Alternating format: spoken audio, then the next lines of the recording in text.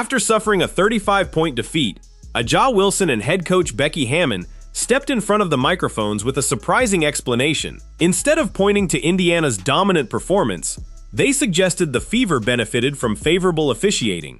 According to them, the whistle played a major role in the outcome, but was that really the reason? It certainly wasn't because Caitlin Clark delivered another record-setting performance. It wasn't because the Fever had 6 different players score in double figures.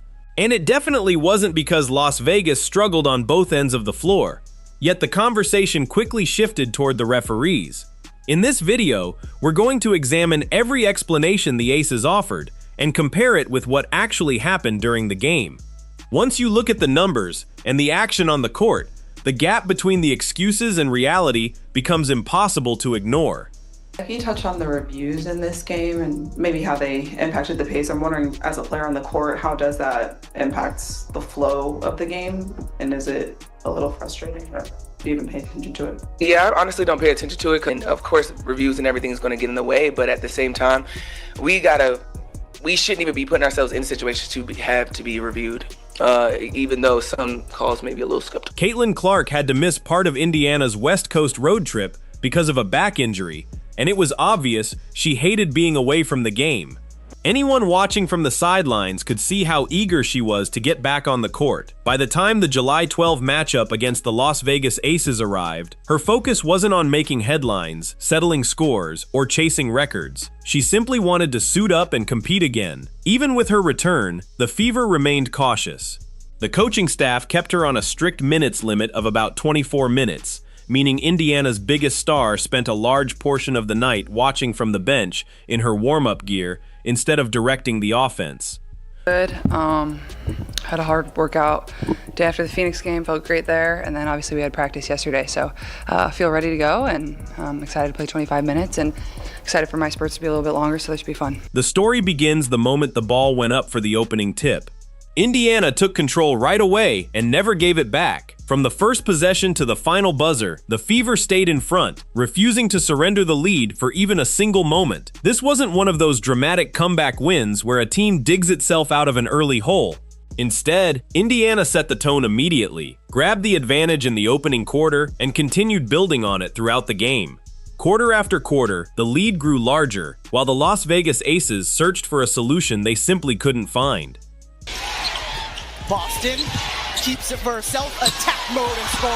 Aaliyah Boston is a huge part of that. Let's talk about matchups with it. Aaliyah Boston established Indiana's identity from the very beginning with her physical play in the paint. She matched up against A'ja Wilson on nearly every trip down the floor, refusing to give the former MVP anything easy. By the end of the game, Boston had recorded an impressive double-double while forcing Wilson to earn every basket through relentless defense and tough interior battles. Then came another momentum-shifting moment. On the very next sequence, Caitlin Clark confidently pulled up from deep and buried a long-range 3, with Wilson right there to contest the shot, adding even more energy to Indiana's dominant start. Clark was the last game managing that back. Here's the goal! Wire-to-wire victory. Last night never trailed. Right now they do. Here's Caitlin. And just continuing to step back and see how far out Wilson. Kelsey Mitchell went about her business without drawing much attention early on, but her impact kept growing with every possession. She took quality shots, stayed composed, and consistently made the right plays throughout the first half. After the break, however, she shifted into another gear. Her scoring caught fire, and the Aces had no answer for her offensive rhythm. By the final buzzer, Mitchell had finished as Indiana's leading scorer, putting up a total that no player on Las Vegas was able to surpass. Mitchell, I mean, just look at the Jets. Hasn't even put them on full throttle yet. She's looking for something. Count it. Kelsey Mitchell has got gears. She has 6 straight games with 20 or more points. Over the course of that, over 27 points per game. It's because she can score. Now let's look at the rebounding battle, because this is where the game was more one-sided than the final numbers might suggest. Indiana finished with a 35-28 edge on the boards, and while that margin may not seem overwhelming at first glance, it had a major impact on the flow of the game. Every rebound the Fever secured meant one less opportunity for Las Vegas, and those extra possessions eventually turned into second chance points and complete control of the tempo. The shooting percentages make Indiana's dominance even clearer. The Fever connected on 56% of their two-point attempts, while the Aces managed only 39% inside the arc. From three-point range, the difference was even more dramatic. Indiana knocked down 48% of its shots from deep, compared to just 24% for Las Vegas. Indiana has done this a few times. Gotten the basketball out of the rim quickly.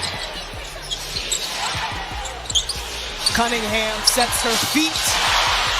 Three for her. And that was a deep one. And for Sophie Cunningham, who shot so well from three on the season on the last. Indiana's execution was just as impressive at the free throw line. The Fever converted 18 of their 19 attempts, a performance that had nothing to do with good fortune. It was the result of staying composed, making the most of every opportunity, and consistently handling the little details that often decide games.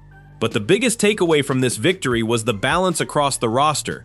6 different Indiana players finished with double-digit points, proving this was a complete team effort rather than a performance carried by one superstar. It wasn't only Caitlin Clark or Kelsey Mitchell leading the way.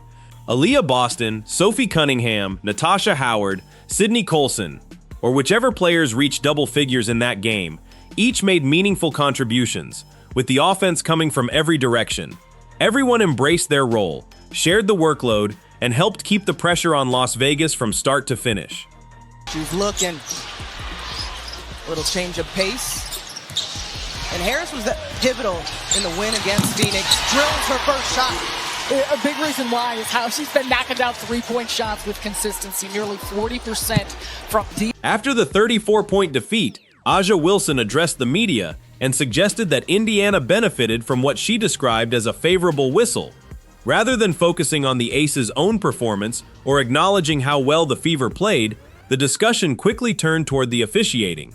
Head coach Becky Hammon echoed similar concerns in her post-game comments, saying Indiana was allowed to play with more physicality and claiming several illegal screens went uncalled throughout the game. Those remarks became a major talking point after a night in which the Fever delivered one of their most complete performances of the season. I wonder if I could ask you one other question about Mitchell. You've coached against her for a while. She's on a stretch now where I think she has 6 games of 25 points or more, and you talk about speed. Is that a big part of why it is so difficult to guard her, how quick she is? Yeah, I mean, her motor combined with her skill set it's just hard. She's super fast. She never quits moving. They set a ton of screens for her. I don't know if they're all legal, but she gets a lot of screens. So the conversation didn't stop with the officiating. It expanded to concerns about illegal screens, physical play, and just about everything surrounding the game, while drawing far less attention to the fact that Las Vegas shot only 39% from the field. From Becky Hammon's perspective, Indiana's aggressive style of play crossed the line too often and wasn't called consistently by the officials. That became a central part of her explanation for the loss. But it's an interesting argument when the Aces were also struggling to make shots, losing key battles across the floor, and falling behind in multiple statistical categories. I don't like posting her. I kind of like her in mid-range. I like her in space. To sit there and bang against Aaliyah Boston for 40 minutes is really hard on somebody's body, especially when they allow the physicality that they do. And that team was more physical than us the whole night on both ends. Another explanation that surfaced was the schedule. The Aces had played 3 games in 4 days, and the argument was that fatigue caught up with them. To be fair, that's a legitimate challenge in the WNBA. Back-to-back games and demanding road stretches can absolutely affect a team's energy and performance. And that's what makes this result stand out. A 34-point loss isn't usually the product of a few questionable calls or tired legs alone. Margins like that are created when one team consistently controls the game from the opening tip until the final buzzer. Indiana executed better, won the key battles, and maintained that advantage throughout the night, which is why the final score ended up so one-sided. I think just for overall, we just need to rest our bodies. I was literally telling Jackie and Chelsea that towards the end of the game, it was a lot of rim out shots, a lot of short shots that we would normally make. I think we just need to rest. It is what it is. It's going to be what it's going to be. I don't want to flush this game away at all. I think we need to understand we can't look like this anymore against any team. But I do feel like just we need to rest a little bit. If there's one sequence that truly decided this game, It's the massive 43-9 run Indiana put together from the closing minutes of the third quarter into the beginning of the fourth.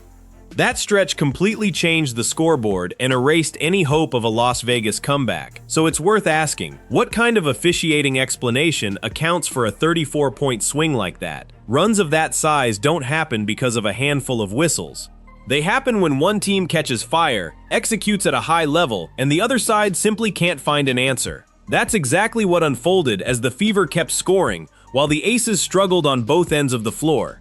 And since physicality became such a major topic after the game, it's also important to look at some of the actual plays. One notable moment came when Chelsea Gray made contact with Caitlin Clark, sending Clark to the floor after knee-to-knee contact. Despite Clark ending up on the hardwood, the foul was assessed to Clark, not Gray. It was one of several sequences that sparked discussion among fans about how the game was officiated, making the post-game complaints even more controversial.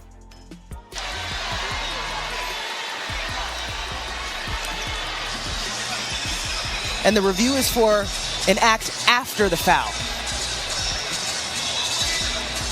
I don't see anything after the foul, and to me, that just, I mean, Chelsea Gray with counter moves and just going through the body, creating some contact. I believe it was on the arm. Caitlin Clark was not vertical off of that. Gets Chelsea Gray, watch here at the end, gets her on the forearm, which is where I believe the foul was called.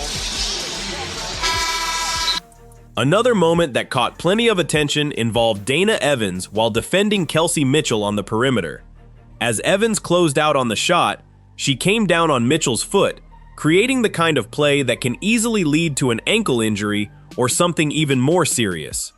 Plays like that often receive close scrutiny because of the potential safety risk, and in many cases they can result in a flagrant foul review.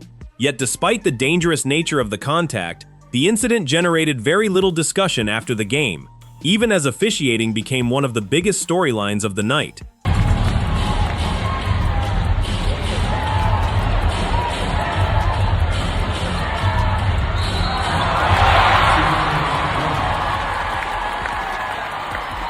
When you compare those moments with the claims about Indiana receiving favorable officiating, the argument becomes much more complicated. On one play, Caitlin Clark ended up on the floor, yet was called for the foul. On another, Kelsey Mitchell had her foot stepped on during a closeout, and the sequence drew little attention afterward. Those examples led many fans to question the idea that the Fever were consistently benefiting from the officials. Despite taking plenty of contact throughout the night, Indiana continued to execute, stayed composed, and still came away with a convincing 34-point victory. Fever down!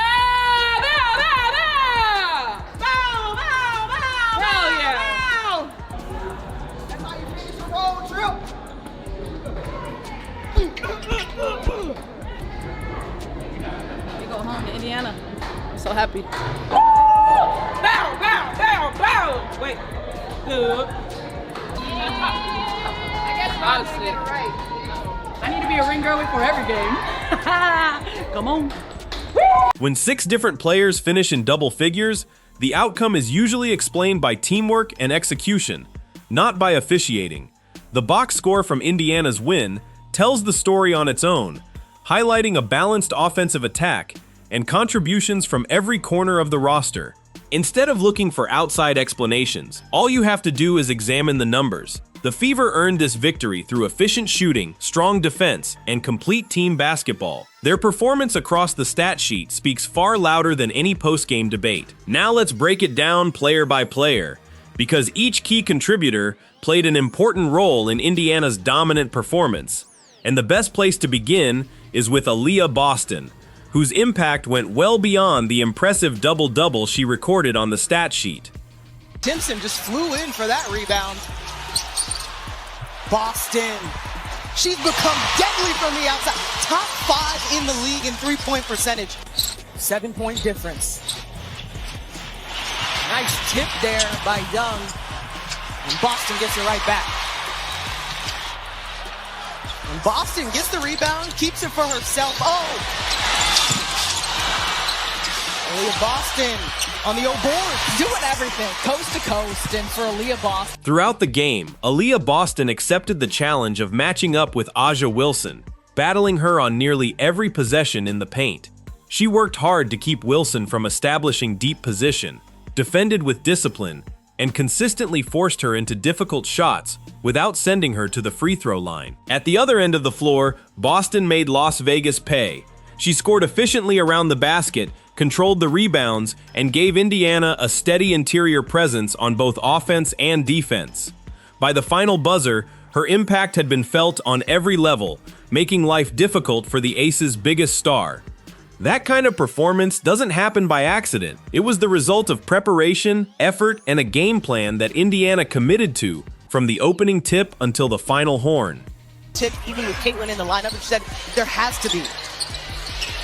Mitchell, pull up, rolls in. Well, the nice thing about Indiana 5th in the standings. Las Vegas is 1st right now. Boston, nice find down to Mitchell. It's all time for consecutive double-digit games in Indiana Fever history, passing the one and only Tamika Catchings. Oh, through contact.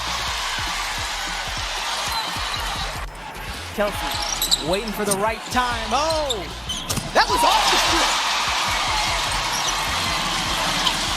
Kelsey Mitchell finished the night with 27 points, but her performance meant much more than another impressive scoring total.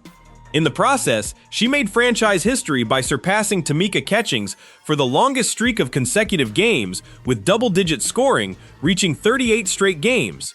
That milestone says far more about Mitchell than any single standout performance ever could. A player can catch fire for one night, but maintaining that level of consistency over 38 consecutive games is something entirely different. Opposing defenses know she's one of Indiana's primary scoring threats every time she takes the court, yet they still struggle to slow her down. That's the mark of a proven scorer. It isn't about one exceptional game or a temporary hot streak. It's the result of delivering at a high level every single night. Mitchell has turned double-digit scoring into the expectation, and this record is a reflection of the consistency she's built throughout her career. 19 points, so she gets some early tick here today. Clark threads the needle. Down to Timpson, tough finish. So exactly what Chelsea told Ashley about getting downhill, and that was off of a screening act. And there's so much attention on Caitlin Clark, as you can see, but Timpson gets off that screen so quickly. Turner a little late to recover. The help it. Now let's turn the focus back to Caitlin Clark, because her numbers become even more impressive once you consider the circumstances. She was limited to 24 minutes as she continued returning from a back injury, yet she still finished with 12 points, 7 rebounds, and 6 assists in roughly half a game of action. Those aren't just solid numbers, they're even more remarkable when you remember she wasn't playing her normal workload. Despite the minutes restriction, Clark continued to impact the game in multiple ways, helping Indiana control the pace whenever she was on the floor. The night also included another historic milestone. Clark became the fastest player in WNBA history to reach 600 career assists, accomplishing the feat in just 72 games. That's an extraordinary pace when you think about it. Many outstanding guards need several seasons to reach that mark, but Clark got there before even completing her 3rd year in the league, adding yet another record to her growing list of achievements. And dump down to Billings, long strides, and one opportunity. So both Passat and Gray staying off of that ball. Then it was Sophie Cunningham's turn to take over. Coming off the bench, she completely changed the energy of the game with one of the best shooting performances of the night. Cunningham buried 6 of her 7 3-point attempts, finishing with 20 points while giving the Aces no chance to cool her off. With every made shot, her confidence seemed to grow. The deeper she stepped behind the arc, the more automatic her jumper looked, and the crowd could sense that something special was unfolding. This wasn't the result of fortunate bounces or random luck. Cunningham was simply locked in. She found her rhythm early, kept getting quality looks, and made Las Vegas pay almost every time she let the ball fly, turning an already comfortable lead into a complete rout. In the league because of the way they share the basketball. Cunningham, that's what she does. Las Vegas going to a zone opening. Less than a minute to go here in the third quarter. Feeling it! She gets hot quickly. The momentum completely swung after Sophie Cunningham knocked down her third three-pointer. You could immediately see the difference. Indiana's bench erupted with excitement, the crowd fed off the energy, and the atmosphere inside the arena reached another level. On the other side, Las Vegas began to show visible signs of frustration. Players lowered their heads, looked toward the bench for answers, and searched for anything that could slow Indiana's relentless attack. It was the kind of stretch where every possession seemed to push the game further out of reach. What had started as a comfortable lead quickly turned into a dominant statement. Cunningham's outside shooting was the spark behind that surge, and every time another three splashed through the net, the Fever tightened their grip while the Aces watched the game slip farther away. And there's something to say for a team that goes through adversity. At times, it can bring you closer together. Cunningham feeling it. She's hunting them now. You don't want that.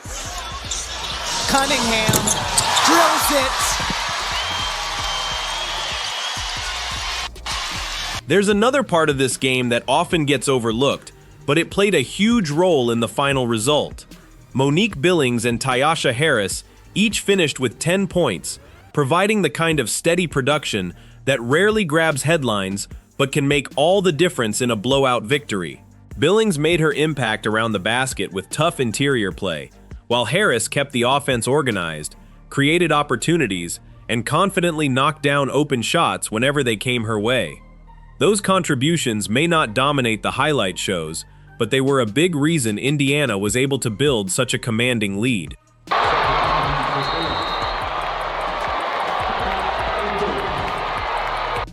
The atmosphere couldn't have been more different once you stepped inside Indiana's locker room. While the post-game discussion on the Las Vegas side centered on officiating and other factors, the Fever's focus stayed exactly where you'd expect it to be, on their performance. There were no excuses, no complaints about the schedule, just a confident group reflecting on a victory they believed they had earned. Head coach Stephanie White made it clear that the foundation of the win was Indiana's defense. In her view, the stops on one end of the floor were what created so many easy scoring opportunities on the other. By forcing difficult shots and consistently ending possessions with rebounds, the Fever were able to push the pace before the Aces could get their defense organized.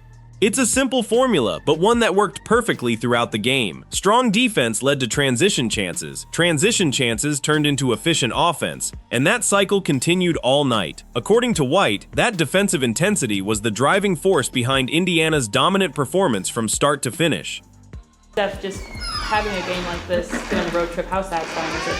It's huge. It's huge. I thought our team was tough-minded.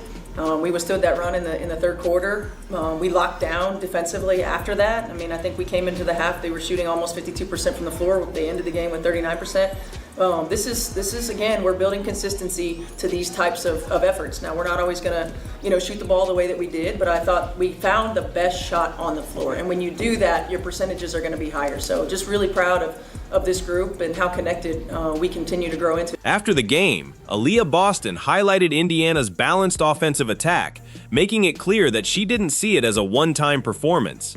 In her view, having 6 players score in double figures wasn't the result of luck. It was the product of trust, unselfish basketball, and a team committed to moving the ball until the best shot became available. Boston emphasized that when everyone stays involved and each player is prepared to contribute, the offense becomes much harder to defend. Instead of relying on 1 or 2 stars to carry the scoring load, the Fever showed how dangerous they can be when production comes from every position. More importantly, her message wasn't just about celebrating one impressive victory. She made it clear that this is the level Indiana wants to reach every night.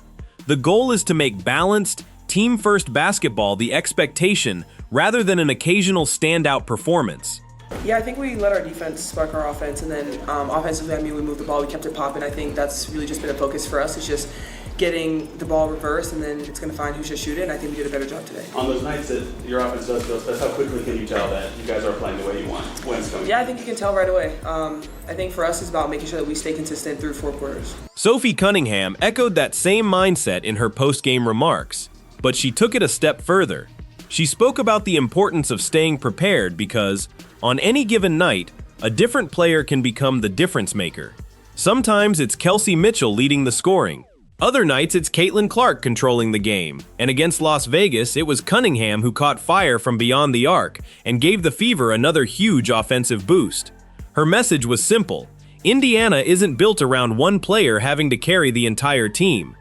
The Fever trust that whoever has the hot hand will step up, and everyone else will continue playing their role. That kind of depth and confidence makes the team much more difficult to defend. When you compare that attitude with the conversation coming from the other locker room, the contrast is hard to miss. On one side, much of the post-game discussion centered around officiating and the challenges of the schedule after a 34-point defeat. On the other, Indiana's players focused on defense, teamwork, preparation, and executing the game plan. Rather than searching for outside explanations, the Fever treated the victory as the natural result of playing disciplined, connected basketball. There were no complaints, no dwelling on controversy, just a group that had already shifted its attention to the next challenge ahead. You were on fire today, obviously. When did you feel like you had it going and sustaining the whole game can be hard? No, I think that's what it is to be a pro, is just to stay ready. When you have megastars on your team, you know they're going to get the majority of the shots, as they should. And so as others, we just got to be prepared to knock it down when we get the ball. That calm confidence from Indiana becomes even more meaningful when you look at the bigger picture. This wasn't a one-time upset or a single great performance against Las Vegas. It was the second time in the same week that the Fever had defeated the defending champions in convincing fashion. One dominant win can sometimes be dismissed as an off night or an unusual result, but doing it twice in such a short span is much harder to ignore.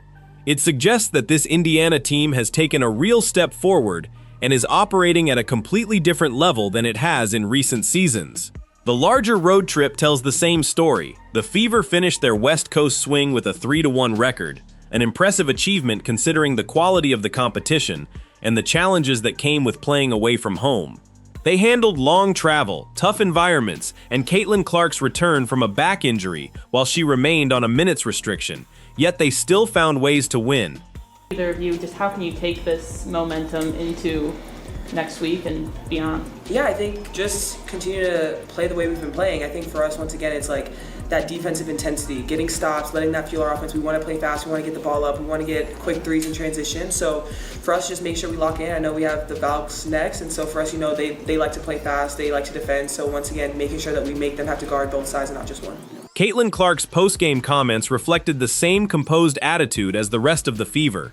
When asked about becoming the fastest player in WNBA history to reach 600 career assists, she focused less on the record itself and more on how thankful she was to be back on the court after recovering from her back injury. There was no trash talk, no taking aim at Las Vegas, just appreciation for being healthy again and a determination to keep improving.